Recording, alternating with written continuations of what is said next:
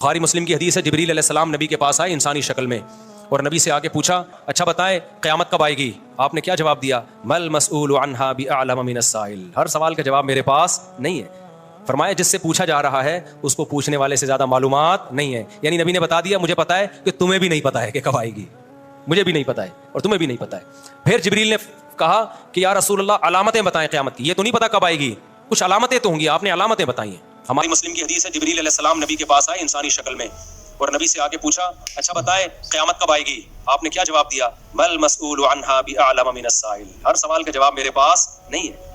فرمایا جس سے پوچھا جا رہا ہے اس کو پوچھنے والے سے زیادہ معلومات نہیں ہے، یعنی نبی نے بتا دیا مجھے پتا ہے کہ تمہیں بھی نہیں پتا ہے کہ کب آئے گی، مجھے بھی نہیں پتا ہے اور تمہیں بھی نہیں پتا ہے۔ پھر جبریل نے کہا کہ یا رسول اللہ علامتیں بتائیں قیامت کی، یہ تو نہیں پتا کب آئے گی، کچھ علامتیں تو ہوں گی، آپ نے علامتیں بتائی ہیں۔ ہمارے نبی نے قیامت کی علامتیں بتائی ہیں، قیامت کا ٹائم نہیں بتایا۔ اس میں ایک بڑی علامت کیا بتائی؟ ان تلد الامۃ ربتہا، باندی اپنے آقا کو جنے گی۔ سب سے زیادہ نبی کا مذاق اڑایا جاتا اس نظریے پہ کہ ہم مرنے کے بعد دوبارہ زندہ ہوں گے۔ اس نظریے پہ جتنا مذاق اڑایا گیا ہے نا اسلام کا اور پیغمبر اسلام صلی اللہ علیہ وسلم کا، اتنا مذاق کسی اور عقیدے پہ بولو نہیں اڑایا گیا۔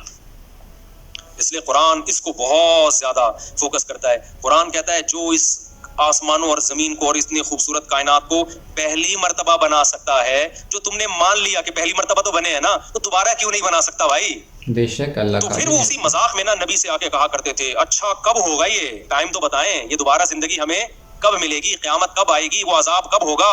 تو اس کو قرآن نے جزو قرآن بنا دیا ان آیتوں کو۔ سأل سائل بعذاب واقع، اے نبی آپ سے ایک پوچھنے والا آ کے پوچھتا ہے مذاق اڑانے کی نیت سے، وہ عذاب کب واقع ہوگا جو واقع آپ کے خیال میں واقع ہونے والا ہے، بتا دینا، ٹائم بتا دینا۔ یہ سوال بھی بہت دہراتے تھے کب آئے گی کب آئے گی، ٹائم بتائیں ٹائم بتائیں۔ قرآن ہر دفعہ ایک ہی بات کو ریپیٹ کرتا ہے لیکن مختلف انداز سے۔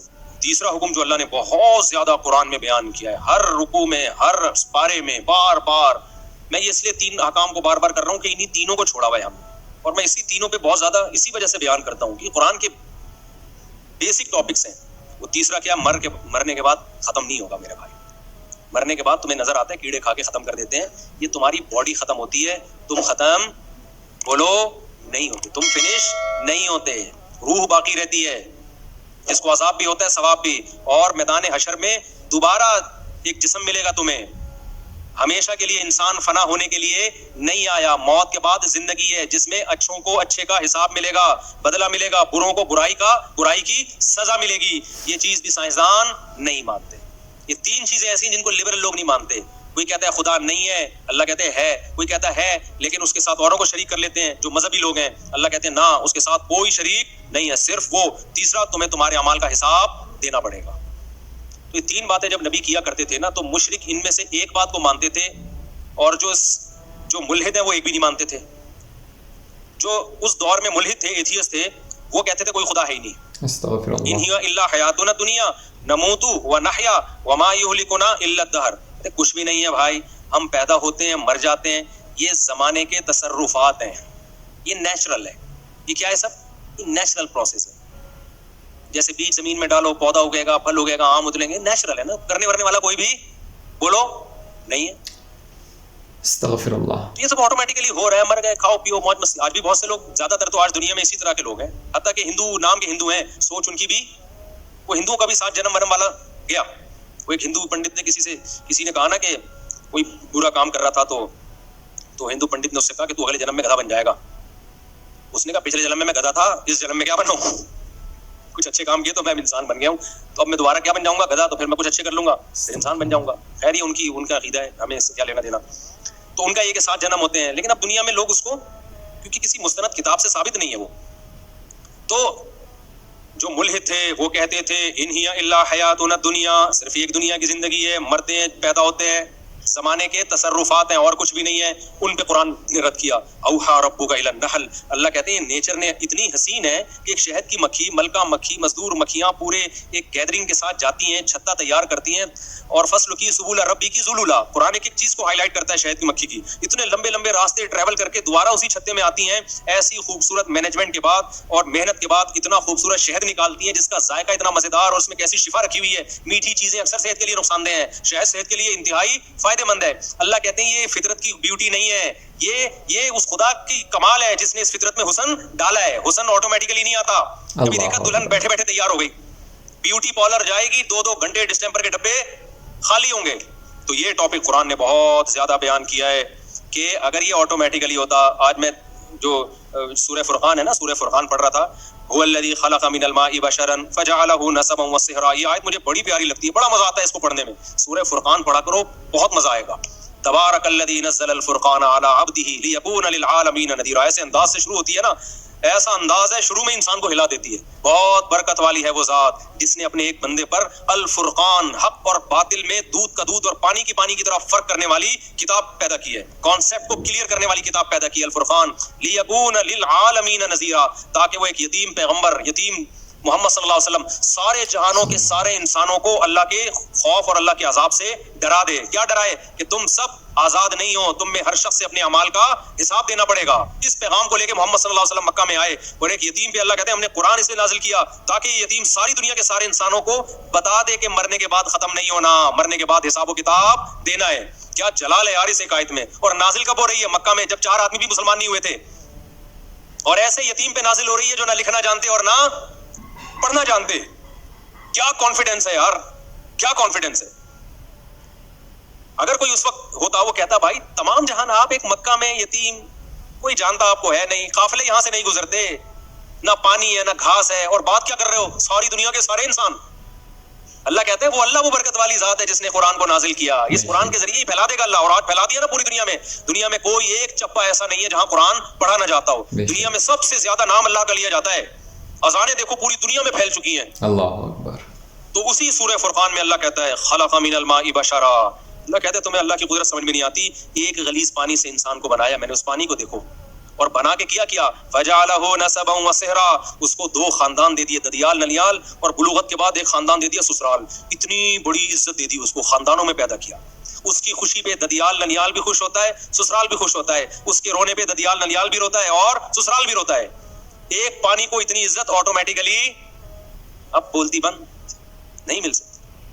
لوگ کہتے ہیں نا بولو نہ بولا نہیں بولا کرو. آپ خود ہی بول لیا کریں, میں بولو نہ نہیں بولا کرو, سینٹنس مکمل کر لیا کریں. ایک غلیظ پانی تھا, کوئی کہہ سکتا تھا ایک ایسے پروسیس سے اس کو بھی گزارا جائے گا, ایک ایسی مشین میں کہ یہ چودھری اور وڈیرا بنے گا, ٹھیک ہے نا, یہ سائنٹسٹ بنے گا, اور یہ ایک سیاستدان بنے گا, یہ ایک بڑا آدمی بنے گا, یہ ملینز بنے گا, بلینئرز بنے گا, اور اس کا خاندان ہوگا.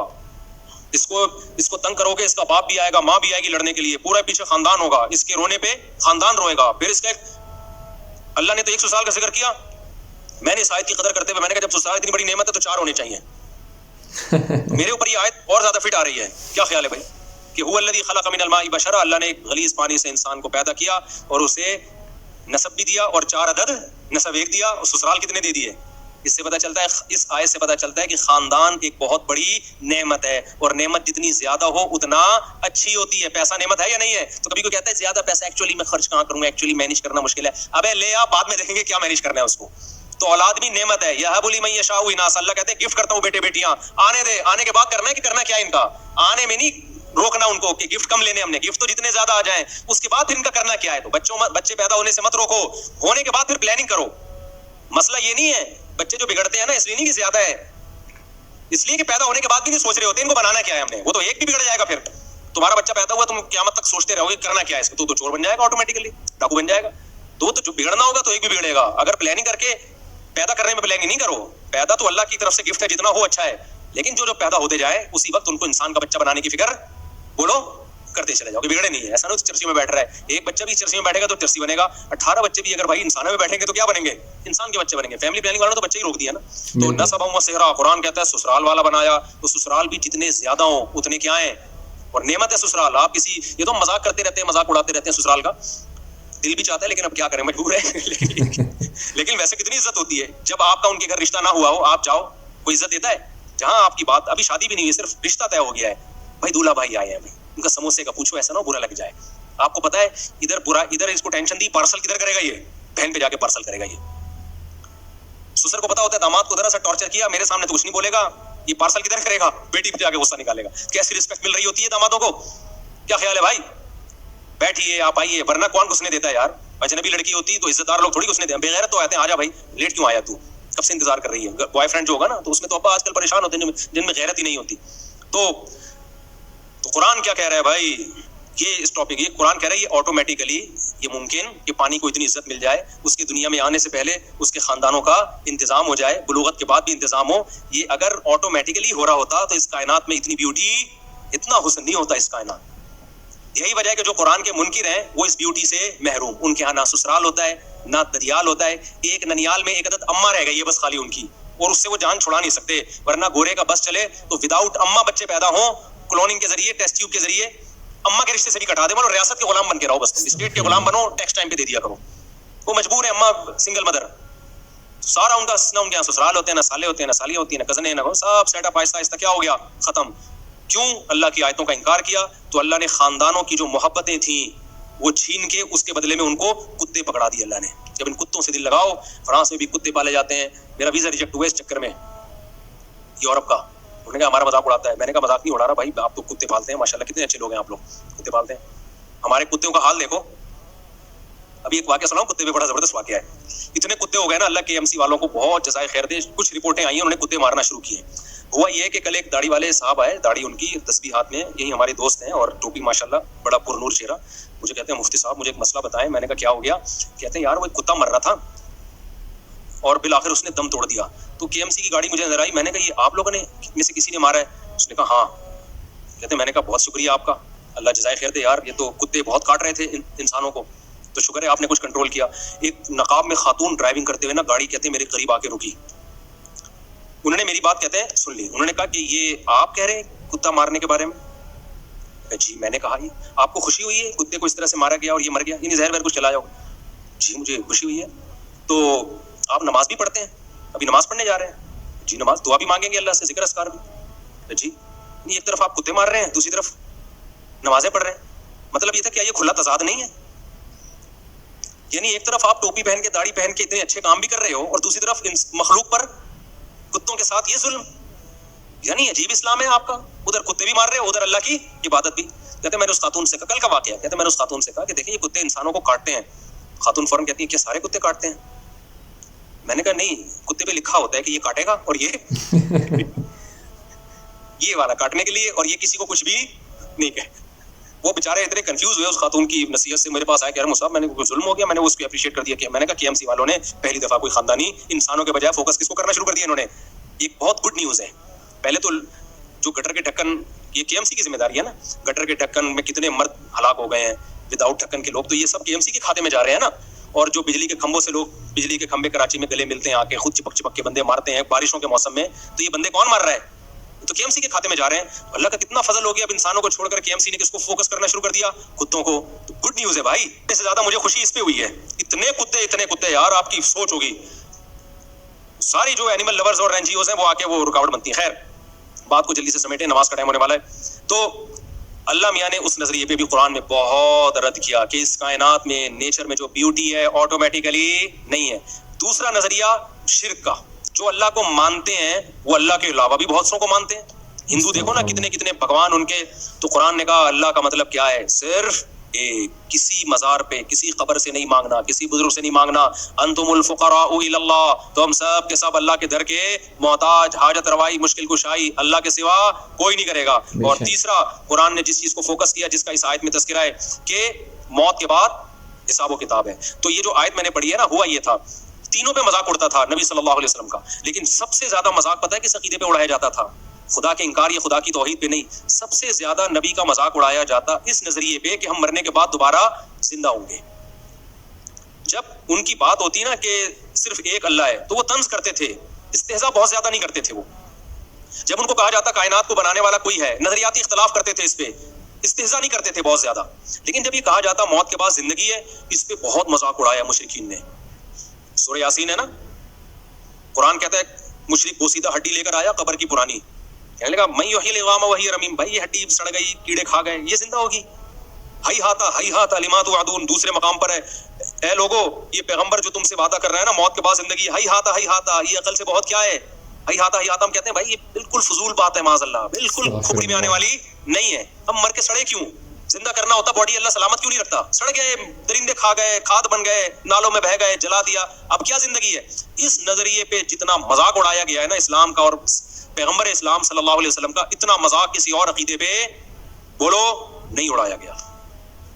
اس لیے قرآن اس کو بہت زیادہ فوکس کرتا ہے. قرآن کہتا ہے جو اس آسمانوں اور زمین کو اور اتنی خوبصورت کائنات کو پہلی مرتبہ بنا سکتا ہے، جو تم نے مان لیا کہ پہلی مرتبہ تو بنے ہیں نا، تو دوبارہ کیوں نہیں بنا سکتا بھائی؟ اللہ نے پھر مثالیں کیسی کیسی دی ہیں. اللہ ہم سے ہماری زبان میں مثالیں سمجھاتا ہے، جو مثالیں ہمارے کلچر میں رائج ہیں. اللہ کہتے ہیں بتاؤ کسی چیز کو پہلی دفعہ بنانا آسان ہے یا دوسری دفعہ؟ دوسری دفعہ آسان ہوتا ہے. تو جس نے پہلی دفعہ بنا لیا وہ دوبارہ کیوں نہیں بنا سکتا بھائی؟ منی سے انسان بنا دیا تو اس انسان کو مر کے دوبارہ کیوں نہیں بنا سکتا؟ ریپیئرنگ تو آسان ہے، فرسٹ ٹائم ایجاد کرنا. ادھر موبائل مارکیٹ میں نیا موبائل آتا ہے، فوراً 20 کاپیاں اس کی آ جاتی ہیں. وہ کاپی کرنے والے فرسٹ ٹائم نہیں بنا سکتے تھے، دیکھ کے کاپی کر لیتے ہیں. صحیح بات ہے. افغانستان میں بمباری ہوتی تھی، امریکی جہاز ہیلی کاپٹر بے بند ہوتا تھا، تو چائنا والے اور کہتے ہیں دنیا والے پہنچ جاتے ہیں دیکھیں کاپی کریں ٹیکنالوجی. فرسٹ ٹائم بنانا مشکل ہے، ٹیکنالوجی کو کاپی کرنا کیا ہے؟ آسان. اللہ کہتے ہیں جب یہ کچھ بھی نہیں تھا میں نے سب بنا دیا، تو تمہیں دوبارہ بنانا کیا مشکل ہے؟ اس میں کیوں مذاق اڑا رہے ہو؟ تو پھر وہ اسی مذاق میں نا نبی سے آ کے کہا کرتے تھے اچھا کب ہوگا یہ؟ ٹائم تو بتائیں، یہ دوبارہ زندگی ہمیں کب ملے گی؟ قیامت کب آئے گی؟ وہ عذاب کب ہوگا؟ تو اس کو قرآن نے جزو قرآن بنا دیا ان آیتوں کو. سأل سائل بعذاب واقع، اے نبی آپ سے ایک پوچھنے والا آ کے پوچھتا ہے مذاق اڑانے کی نیت سے، وہ عذاب کب واقع ہوگا جو واقع آپ کے خیال میں واقع ہونے والا ہے؟ بتا دینا، ٹائم بتا دینا. جیسے ایسے ہی ہے جیسے کوئی ہمیں دھمکی دے رہا ہوں میں پولیس لے آؤں گا، کہتے ہیں لے آنا، ٹھیک ہے نا، بتا دے یار کب آئے گی. تو مذاق اڑانا شروع کر دیا. اللہ نے قرآن میں جگہ جگہ کہا ہے کہ میں نے اس کا علم کہ کب آئے گی کسی مقرب پیغمبر یا فرشتے کو بھی اس کا علم نہیں دیا. یہ دماغ سے نکال دو کہ میں یہ بتاؤں گا کب آئے گی، اس میں حکمتیں ہیں. ٹائم نہیں بتایا اللہ نے. قل لا یجلیھا لوقتھا الا ہو، اے نبی ان سے کہہ دیجئے اس کو اس کے وقت پہ وہی ظاہر کرے گا، مجھے اس کے بارے میں علم نہیں ہے. میں پیغمبر ہوں، پیغمبر کا کام، میسنجر کا کام جو میسج ملے اس کو آگے ڈیلیور کرنا ہے. مجھے جو میسج ملا ہے وہ یہ ملا ہے کہ یہ بات ڈیلیور کر دوں کہ تمہارا حساب و کتاب ہوگا، کس دن ہوگا یہ مجھے خود بھی نہیں پتا. ایک موقف تھا، اگر محمد صلی اللہ علیہ وسلم معاذ اللہ نقل گور جھوٹے نبی ہوتے اور دنیا کی لالچ اور چاہت میں نبوت کا اعلان کیا ہوتا تو آپ کہتے تھے 100 سال بعد آئے گی. کیا خیال ہے؟ 200 سال بعد آئے گی. 200 سال بعد کون جا کے دیکھتا بھائی؟ نبی کو معاذ اللہ نقل کفر جو عزت حاصل کرنی تھی، جو دولت، وہ تو مل جاتی نا بھائی. دنیا میں جو نفس پرست لوگ ہوتے ہیں وہ کہتے ہیں یار ابھی تو لوٹو، ہمارے مرنے کے بعد جو مرضی ہوتا رہے. لیکن تمام پیغمبروں کا موقف اس میں ایک ہی تھا، مضبوط موقف. ہمیں معلوم نہیں ہے، ہمیں نہیں پتا، کیونکہ ہم عالم الغیب نہیں ہے. قرآن نے یہ بھی کہا، یہ سوال بھی بہت دہراتے تھے کب آئے گی کب آئے گی، ٹائم بتائیں ٹائم بتائیں. قرآن ہر دفعہ ایک ہی بات کو ریپیٹ کرتا ہے لیکن مختلف انداز سے. تو قرآن نے ایک جگہ یہ بھی کہہ دیا سورہ اعراف میں یا سورہ انعام میں کہ اے نبی آپ ان سے کہہ دیجئے قل لا اعلم الغیب، مجھے غیب کا علم نہیں ہے، مجھے غیب کا علم نہیں ہے، مجھے نہیں پتا کب آئے گی بھائی. یہ تو جس سے جو دے گا وہ بتائے گا تو پتا چلے گا، وہ نہیں بتا رہے. یہ فرشتے کو بھی علم نہیں. بخاری مسلم کی حدیث ہے، جبریل علیہ السلام نبی کے پاس آئے انسانی شکل میں اور نبی سے آ کے پوچھا کہ ایمان کیا ہے، اسلام کیا ہے. آپ نے بتایا ایمان ایک خدا پہ ایمان لانا، موت کے بعد زندگی، فرشتوں پہ ایمان. جبریل نے پوچھا کہ اسلام کیا ہے، آپ نے فرمایا اسلام ہے 5 نمازیں قائم کرنا، زکوٰۃ ادا کرنا، رمضان کے روزے رکھنا اور حج بیت اللہ کرنا. آپ نے فرمایا جبریل نے احسان کیا ہے، یعنی ہر عمل میں ایکسیلنسی کسے کہتے ہیں؟ آپ نے فرمایا ان تعبد اللہ کأنک تراہ، اللہ کی ایسی عبادت کرو جیسے کہ تم اس کو دیکھ رہے ہو، یعنی تم اللہ سے تمہارا تعلق مضبوط ہو. ظاہر ہے تعلق مضبوط ہوتا ہے تو عبادت میں ایکسیلنسی پیدا ہوتی ہے کہ نہیں ہوتی؟ بالکل. پھر جبریل نے پوچھا اچھا بتائے قیامت کب آئے گی؟ آپ نے کیا جواب دیا؟ مل مسئول عنہا بأعلم من السائل، ہر سوال کا جواب میرے پاس نہیں ہے. فرمایا جس سے پوچھا جا رہا ہے اس کو پوچھنے والے سے زیادہ معلومات نہیں ہے. یعنی نبی نے بتا دیا مجھے پتا ہے کہ تمہیں بھی نہیں پتا ہے کہ کب آئے گی، مجھے بھی نہیں پتا ہے اور تمہیں بھی نہیں پتا ہے. پھر جبریل نے کہا کہ یا رسول اللہ علامتیں بتائیں قیامت کی. یہ تو نہیں پتا کب آئے گی، کچھ علامتیں تو ہوں گی، آپ نے علامتیں بتائی.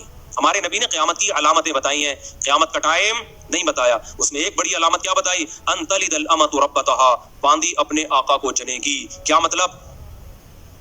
ہونا یہ چاہیے جو پیدا ہوا ہے وہ جس نے پیدا کیا اس کو اپنی ماں یا اپنا باپ سمجھے، لیکن پیدا ہونے کے بعد آپ اپنا باپ پیدا کرو گے. جو کہ آج کل کیا ہو رہا ہے، آج کل اولادیں ماں باپ سے ڈرتی ہیں، جوان اولادیں ماں باپ سے ڈرتی ہیں، ماں باپ جوان اولادوں سے ڈرتے ہیں. بولو نا، ماں باپ ڈرتے ہیں کس سے؟ بہویں ساسوں سے ڈرتی ہیں یا ساسیں بہوؤں سے ڈرتی ہیں؟ ساسیں بہوؤں سے ڈرتی ہیں. آج کل بہو آئی ہے بیچ کے نہ کھا جائے ہمیں. ونس اپون اے ٹائم بہوؤں پہ ظلم بہت زیادہ ہوا، اب بھی ہوتا ہے، لیکن اب ساس کو بھی لفٹ کرانا جو مدر ان لا ہے قرآن کے مطابق، اس کو لفٹ کرانا انڈیپینڈنٹ انڈیویجول میں لائف گزارتی ہیں. میرے ہسبینڈ ہے, یہ میں ان کی وائف ہوں, آپ کون ہیں؟ اب ان کی مدر ہوں گی نا, لائف انجوائے کریں اپنے ہسبینڈ کے ساتھ. وہ کہہ رہی بیٹا پانی پلا دو, بیٹا آج کچھ اچھی سی کھچڑی پکا کے کھلا دو, تو فوراً ایک بیان چلا دیں گی بہو پہ ساس کی خدمت واجب نہیں, اور ساس سسر کا اسلام میں کوئی رشتہ نہیں ہے. اس کا مطلب یہ جو قرآن نے کہا ہے کہ اس نے پانی سے انسان کو پیدا کر کے نسب والا سسرال والا بنایا, تو یہ سسرال والا اللہ نے ایویں ہی ذکر کر دیا. تو سسرال والے میں تو سب سے پہلے ساس سسر ہی آئیں گے نا, شوہر کے ماں باپ بھی تو آئیں گے. بالکل, یہ تو اللہ میاں نے ایسے ہی کہہ دیا. نئے نئے اسکالر مارکیٹ میں آ رہے ہیں, کچھ بھی پھینکتے چلے جاؤ, پھینکتے چلے جاؤ. میں مانتا ہوں بہوؤں پہ بڑا ظلم ہوتا ہے, وہ حرام ہے, ناجائز ہے جو آج کل ظلم چل رہا ہے مارکیٹ میں, لیکن یہ بھی نہیں ہے کہ بہو اور ساس کا کوئی رشتہ ہی نہیں ہے. بھائی رشتہ ہے, اور ایک محترم رشتہ اللہ نے بنا دیا. تو خیر کہاں سے بات, جلدی ٹائم بہت کم رہ گیا, جلدی صاحب کدھر چھوڑا ہے میں نے پانی. ہاں, ان تلد الامۃ ربتہا, نبی نے فرمایا قیامت کی علامات ہیں کہ باندی اپنے آقا کو جنے گی, یعنی باپ اپنے باپ کو جنے گا. آج کل جو ابا سے پیدا ہو رہے ہیں نا, وہ ابا کے باپ پیدا ہو رہے ہیں. ابا پوچھ ہی نہیں سکتے تو لیٹ کیوں آ رہا ہے, پوچھ سکتے ہیں آج کل جوان اولادوں سے, گٹر کے ڈھکن پہ اتنی دیر سے کیا کر رہا تھا بیٹھا ہوا. فوراً جو فلمیں ڈرامے دیکھتے ہیں نا, ڈیڈی پاپا, ایک تو ابو بلوایا کرو یار ابا کو. ابو کے لفظ میں کتنا پیار ہے یار, شکر ہے ہم اپنے ابو کو ابو بولتے تھے. پاپا ڈیڈی بھی جائز ہے, بابا بھی جائز ہے. میرے ایک چینل کے بچے مجھے بابا بولتے ہیں, 3 چینلوں کے ابو بولتے ہیں. میرے پاس تو ہر قسم کی سہولت ہے, ڈیڈی بھی بلوا سکتا ہوں, لیکن جو بابا بولتے ہیں نا, میرا دل چاہتا ہے وہ مجھے کیا بولیں, ابو بولیں. ابو کے لفظ میں بڑا پیار ہے یار. خیر بابا پاپا ڈیڈی بھی چلتا ہے. ایک تو ہمارے جاننے والے ہیں, وہ ناراض نہ ہو جائیں, ان کے بابا پاپا اس طرح کتنے ہیں, تو لوگ کہتے ہیں بیکری کا سارا آئٹم ان کے یہاں پاپا بھی, اور پتہ نہیں مختلف چیزیں ان کے یہاں ہیں, اور بھی ہیں وہ نہیں لوں گا, وہ پھر ناراض ہو جائیں گے. وہ سارے بیکری کے آئٹم ہیں جو انہوں نے گھر میں لا کے رشتوں کے نام رکھے ہوئے ہیں.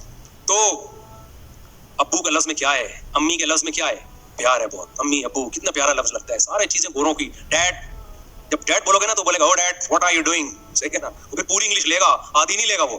ابو کو ایسا بولنا بہت, ابو کے لفظ میں اتنا پیار ہے. ابو یہ کیا کر رہی ہے, نکلتا ہی نہیں ہے منہ سے, ابو بول دیا تو بس ہتھیار آپ نے ڈال دیے. اب ایسا نہ ہو ڈیڈی کو جا کے کچھ الٹا سیدھا بولنا شروع کر دو. ڈیڈ بول رہے ہو, ابو بول رہے ہو, چلو جو مرضی بولو, لیکن باپ کو سمجھو کیا باپ ہے. وہ تمہیں ڈانٹ سکتا ہے, ضرورت پڑے تو تھپڑ بھی لگا سکتا ہے, مار دے, آگے سے سینہ مت اکڑا کرو. یہ قیامت کی علامات ہیں کہ بڑے چھوٹے بن جائیں گے, اور چھوٹے کیا بن جائیں گے, باپ بن جائیں گے. وقت مکمل ہو گیا, اذان بھی ہونے والی ہے. تو یہ 3 ٹاپک سمجھ میں آ گئے. تو سأل سائل بعذاب واقعی میں بھی یہی کہ اس نے پوچھا کب آئے گی, تو اللہ نے فرمایا للکافرین لیس لہ دافع, جب آئے گی یہ تو میں نہیں بتاؤں گا, لیکن یہ بتا دوں جب آئے گی تو کوئی بھی اس کو ٹال نہیں سکتا. تو خود کہے گا کہ یہ کیوں آ گئی ہے قیامت. اللہ تعالی ہمیں سمجھنے کی عمل کی توفیق عطا فرمائے, آمین. Thanks for watching. ایسی ہی اسلامک ویڈیوز کے لیے میرے چینل کو کر لیں سبسکرائب. میں ایسی ہی ویڈیوز روز ڈیلی بیس پر اپلوڈ کرتا رہتا ہوں. تو تب تک کے لیے میں اجازت چاہتا ہوں. ٹیک کیئر, اللہ حافظ.